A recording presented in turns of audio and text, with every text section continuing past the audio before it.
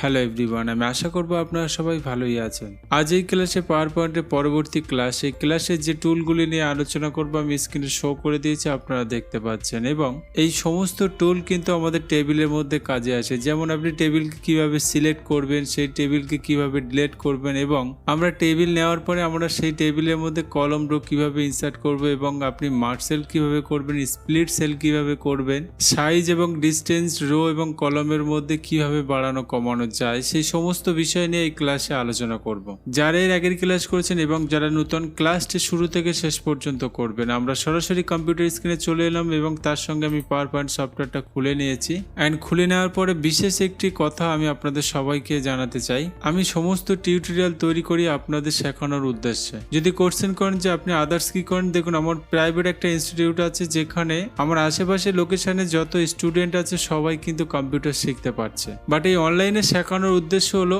আমার আশেপাশে বা যাদের একদম শেখার সমস্যা, বেসিক্যালি যাদের পাশে সেন্টার নেই বা অনেক দূরে যেতে হয় বা অনেকই টাকার জন্য বা অনেক সমস্যার জন্য শিখতে পারছে না, তাদের উদ্দেশ্যের জন্য কিন্তু আমি টিউটোরিয়াল তৈরি করি। তো আপনারা যাতে সমস্ত টুল এবং সমস্ত কথা সহজে বুঝতে পারেন, সেক্ষেত্রে আমি আমার দিক থেকে চেষ্টা করি। কিন্তু একটা জিনিস আমি আপনাদের সবাইকে বলবো, আপনারা কিন্তু ফিডব্যাক কিছু দিচ্ছেন না। যেমন আমার একটাই রিকোয়েস্ট, আপনি সঠিকভাবে শিখতে পারছেন কিনা জাস্ট এইটুকু আপনি কমেন্টে লিখবেন। যদি মনে করেন যে আপনি সহজভাবে বুঝে শিখতে পারছেন সেটাও লিখে দেবেন, এবং যদি মনে করছেন যে আমি বুঝতে পারছি না সেটাও লিখে দেবেন। কারণ এই এসএমএসটা আমাকে এটাই সাহায্য করবে আপনাকে কিভাবে শেখাতে পারবো এবং আপনারা সঠিক শিখতে পারছেন কিনা। চলুন আমরা সরাসরি কিন্তু টেবিল নিয়ে নেব। টেবিল নিতে গেলে আমাদের ইনসার্টে আসতে হবে, অ্যান্ড ইনসার্টে ক্লিক করার সঙ্গে সঙ্গে আপনারা দেখতে পাবেন টেবিল, অ্যান্ড এখান থেকে যে কোনো রকম ভাবে আমরা টেবিল নিতে পারবো। আপনারা দেখতে পাচ্ছেন আমরা টেবিল কিন্তু নিয়ে নিয়েছি। অ্যান্ড টেবিল নিয়ে নেওয়ার পরে এই টেবিলের রিলেটেড কিন্তু দুটো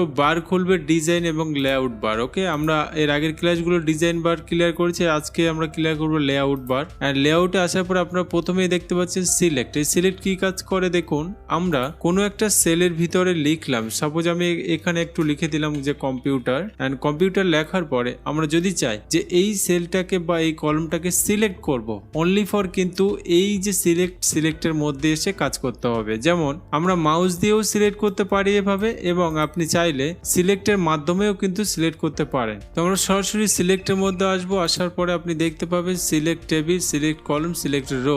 রো কাকে বলে দেখুন, আপনারা যে কম্পিউটারটা লেখা দেখতে পাচ্ছেন যার মধ্যে লেখা আছে, বেসিক্যালি এটাকে সেল বলা হয়। এবং কম্পিউটার যে সোজা আছে, মানে আপনার লেফট থেকে পুরোপুরি রাইট পর্যন্ত, এটাকে রো বলা হয়। এবং আপনি দেখতে পাচ্ছেন যে এখানে 4টে কলম আছে, 1, 2, 3, 4টে, মানে কম্পিউটার যে জায়গা আছে সেই সোজাকে একটা কলম বলা হয়। ওকে, তো আমরা যদি চাই সিলেক্ট রো এবং সিলেক্ট কলম করব বা টেবিল করবো বা সেল করব, সেক্ষেত্রে কিন্তু আমাদের সিলেক্টে আসতে হবে। অ্যান্ড আমরা সরাসরি সিলেক্টের মধ্যে এসে দেখতে পাচ্ছি আমাদের সিলেক্ট টেবিল, কলম এবং রো আছে, বাট আমাদের এখানে সেল নেই। তাহলে সেল কিভাবে সিলেক্ট করবেন দেখুন, সেল সিলেক্ট করার একটাই নিয়ম, সেটা হলো আপনার মাউস পয়েন্টার যে সেলের মধ্যে ক্লিক করবেন সেই সেলের মধ্যে দেখবেন একটা কার্সর চলে আসবে, আর এই কার্সর আসা মানে আপনার এই সেলটা সিলেক্ট হয়ে আছে। ওকে, এই জন্য কিন্তু আমাদের সিলেক্টের মধ্যে দেখতে পাচ্ছেন সেল নেই।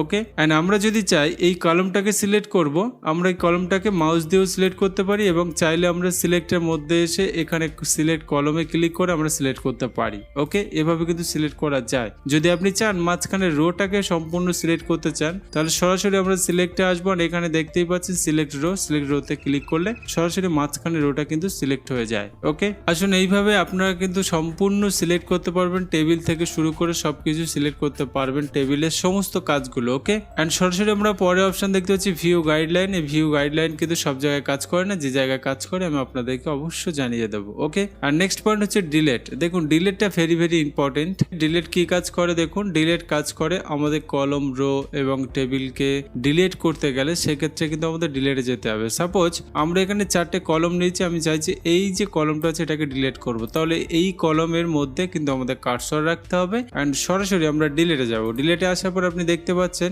ডিলেট কলম, ডিলেট রো, ডিলেট টেবিল। যদি সম্পূর্ণ টেবিলটাকে ডিলেট করতে চান তাহলে অবশ্যই টেবিল ডিলেট করবেন, এবং যদি রো করতে চান অবশ্যই আমি রোটা দেখিয়ে দেবো। তার আগে আমি এই কলমটা ডিলেট করতে চাই, এই জন্য আমরা ডিলেট কমেন্টে ক্লিক করলাম, আর ডিলেট কলমে ক্লিক করার সঙ্গে সঙ্গে আপনারা দেখতে পাচ্ছেন আমাদের একটা কলম কিন্তু ডিলেট হয়ে গেছে। যদি আপনি চান রো কে ডিলেট করবেন তাহলে আপনারা দেখতে পাচ্ছেন আমাদের 3টে রো আছে, আমি নিচের রোটা চুজ করে নিলাম, আর নিচের রোতে আমরা কার্সর রাখবো, সরাসরি ডিলেটে যাব, অ্যান্ড এখান থেকে বলে দেবো আমরা ডিলেট রো।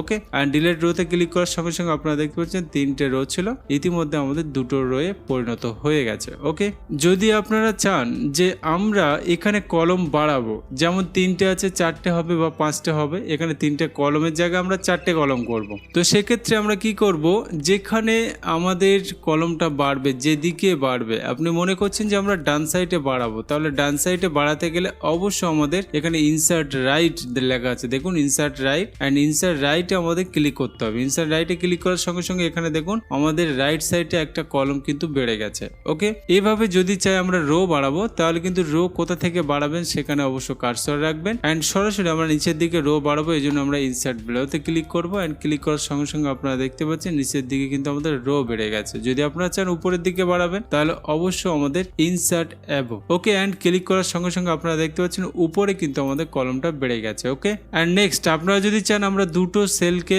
একটা সেল করব, সেক্ষেত্রে আমরা কি করব, সরাসরি মার্জ সেলে ক্লিক করবো। এখানে আপনারা দেখতে পাচ্ছেন মার্জ সেলে ক্লিক করার সঙ্গে সঙ্গে কি হবে, আমাদের দুটো যে ঘর আছে ছোট ছোট, এগুলোকে সেল বলা হয়, অ্যান্ড এই সেল দুটো মিলে একটা সেল হবে, এই জন্য দুটোকে আমরা সিলেক্ট করবো আর সরাসরি মার্জ সেলে ক্লিক করে দেবো। মার্জ সেলে ক্লিক করে দেওয়ার সঙ্গে সঙ্গে দেখুন দুটো সেল কেটে কিন্তু একটায় পরিণত হয়ে গেছে। এইভাবে কিন্তু আমরা অনেক সময় টাইটেল করি বা টাইটেল দেই, তো সেক্ষেত্রে কিন্তু আমাদের একটা সেল করা অনিবার্য। যেমন আমি এখানে লিখে দিলাম বায়োডাটা, অ্যান্ড আমি এখানে নর্মাল টাইপ করে দিই বায়োডাটা, অ্যান্ড বায়োডাটা লেখার পরে আমি চাইছি যে বায়োডাটার সমস্ত কিছু করলাম, বাট এই যে বায়োডাটা আছে এটা মাঝখানে হওয়া দরকার, অবশ্য মাঝখানে হবে, কিন্তু এখানে দেখতে পাচ্ছেন 4টে কলম আছে, একটা কলমের মাঝখানে হবে। যদি আপনি পুরোপুরি মাঝখানে করতে চান তাহলে অবশ্যই সমস্ত সেলগুলোকে সিলেক্ট করে একটা সেল করতে হবে, এই জন্য কিন্তু আমরা সরাসরি মার্জ সেলে ক্লিক করব। মার্জ সেলে ক্লিক করে দেওয়ার সঙ্গে সঙ্গে আমরা এটাকে সেন্টার করে নেবো। সেন্টার করে নেওয়ার সঙ্গে সঙ্গে আপনারা দেখতে পাচ্ছেন উপরে যে রোটা ছিল সেটা কিন্তু 4টে কলম ছিল, আপাতত একটা হয়ে গেছে। অতএব আমরা যে কোনো সেলকে চাইলে আমরা মার্জ সেলে পরিণত করে নিতে পারি। ওকে, আসুন নেক্সট আমরা দেখবো স্প্লিট সেল, অ্যান্ড এই স্প্লিট সেল কাজ করে কিসের উপরে, দেখুন আমরা যদি চাই যে এই যে সেলটা আছে এই সেলটা দুটো সেল হবে, মানে দুটোতে পরিণত হবে, তো সেক্ষেত্রে একটা সেলের মধ্যে দুটো জায়গা করতে গেলে অবশ্যই সেই সেলের মধ্যে কার্সর রাখবো, অ্যান্ড সরাসরি আমরা স্প্লিট সেলে ক্লিক করে দেবো। ক্লিক করে দেওয়ার পরে আপনি কত ভাগে ভাগ করতে চাইছেন সেই সেলটা, অবশ্যই আমরা 2 ভাগে ভাগ করবো, অ্যান্ড ওকে করে দেওয়ার সঙ্গে সঙ্গে আপনারা দেখতে পাচ্ছেন যে এখানে কিন্তু একটা সেল বেড়ে গেছে। ওকে, তো সেলের মধ্যে সেল করার জন্য বা ছোট ঘরের মধ্যে আরো ছোট ঘর করার জন্য, তো সেই ক্ষেত্রে কিন্তু স্প্লিট সেল করতে হয়। ওকে, আসুন পরবর্তী অপশন হলো আমাদের হাইট। যদি আপনারা চান যে এই রোটার হাইটটা মানে সরু যে রোটা আছে এটা একটু চওড়া করব বা মোটা করব, তো সেক্ষেত্রে আমরা যে রোটাকে মোটা করতে চাইছি বা হাইটটাকে বাড়াতে চাইছি সেই রোটার মধ্যে কার্সর রাখতে হবে, অ্যান্ড সরাসরি আমরা হাইটে এসে ক্লিক করে দেবো। হাইটে ক্লিক করার সঙ্গে সঙ্গে আপনারা দেখতে পাচ্ছেন যে আমাদের সেলটা কিন্তু চওড়া হচ্ছে।